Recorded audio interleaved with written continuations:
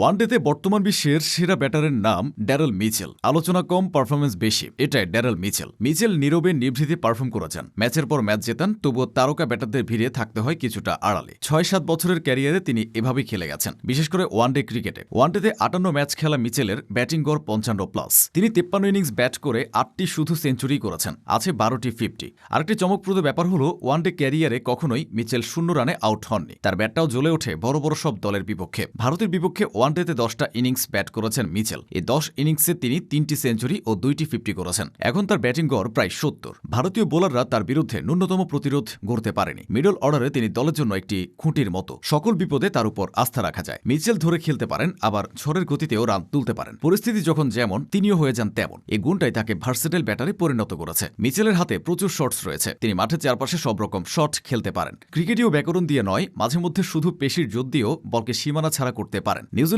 ক্রিকেটে বর্তমানে অভিজ্ঞ ব্যাটার খুব বেশি নেই। রস টেলর বিদায় নিয়েছেন কেইন উইলিয়ামসন ক্যারিয়ারের শেষ পর্যায়ে। তবে তাদের অভাবটা বুঝতে দিচ্ছেন না মিচেল। ওয়ানডেতে সেরা ফরম্যাটে থাকলেও মূলত তিনি ৩ ফরম্যাটে ধারাবাহিকতা দেখিয়ে আসছেন। মিচেলের আন্তর্জাতিক ক্রিকেট ক্যারিয়ারটা ২ ভাগে ভাগ করা যায়। ২০১৯ সালে ভারতের বিপক্ষে টি-20 দিয়ে তিনি নিউজিল্যান্ডের জাতীয় দলে পা রাখেন। একই বছর টেস্ট ক্রিকেটেও তার অভিষেক হয়। তবে অভিষেকের পর ২ বছর পর্যন্ত মিচেল জাতীয় দলে বেশ অধারাবাহিক ছিলেন। তার জন্য টার্নিং পয়েন্ট ছিল ২০২১ টি-20 বিশ্বকাপ। সেই বিশ্বকাপের টপ অর্ডারে তার উপর আস্থা রাখেন নিউজিল্যান্ড। মিচেলও সেই আস্থার প্রতিদান দেন। ওপেনিংয়ে গাপটিলের সাথে প্রতি ম্যাচে এনে দিয়েছিলেন দারুণ শুরু। সে আসরের 7 ম্যাচে মিচেল করেছিলেন ২ শতাধিক রান। এর মধ্যে সেমিফাইনালে ইংল্যান্ডের বিপক্ষে ম্যাচ জেতানো, ৪৭ বলে ৭২ রানে হার নামানা এক ইনিংস আছে। মূলত ওই ইনিংসের পরই বদলে যেতে থাকে মিচেলের ক্যারিয়ার। দেরিতে অভিষেক হলেও খুব দ্রুতই তিনি নিজেকে দলের অপরিহার্য অংশে পরিণত করেন। ২০২২ সালে ইংল্যান্ড সফরে টানা ৩টি টেস্টে 3টি সেঞ্চুরি করে তিনি দলে নিজের জায়গাটা পুরোপুরি পাকাপোক্ত করে ফেলেন। এছাড়া ২০২৩ ওয়ানডে বিশ্বকাপে ভারতের বিপক্ষে ২ ম্যাচে ২টি সেঞ্চুরি করেও তিনি নিজের সামর্থ্যের প্রমাণ রেখেছিলেন। এরপর